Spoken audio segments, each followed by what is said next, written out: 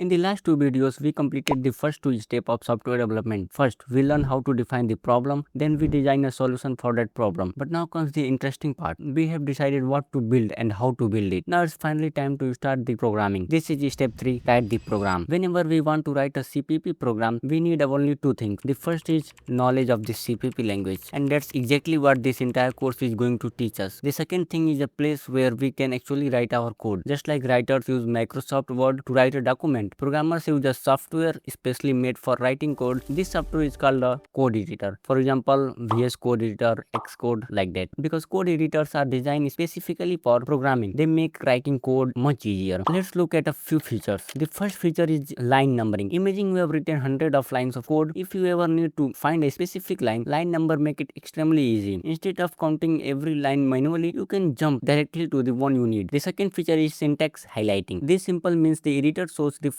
part of your code in different colors. Keywords have one color, string have another, function may have another. These colors don't change your program, they simply make the code much easier to read and understand. The third feature is mono space font. Now this may sound technical, but it's actually very simple. Some characters look like almost identical. For example, 0 and the letter O are the most identical in some kind of fonts, so look similar. Programming fonts make these characters clearly different, reducing mistakes while coding. They also keep your code nicely aligned, making it easier to read. Now here's one more important thing. As your project become bigger, you will have multiple source code files. Every source code file need a file name. Although CPP doesn't force naming rule, programmers usually follow one common convention. The very first source file is generally named main.cpp. It's not compulsory, but it's considered a good practice because anyone opening your project immediately knows that this is the primary source file. So let's quickly recap today's lesson. First, we learn that what source code is. Then we understand why programmers prefer code editors over normal text editors. We also saw three useful features of a code editor: line number, syntax highlighting, and monospace fonts. Finally, we learn why the source file is usually named main.cpp. In next video, we learn about compiler, linker, and libraries, which is from the chapter 0.5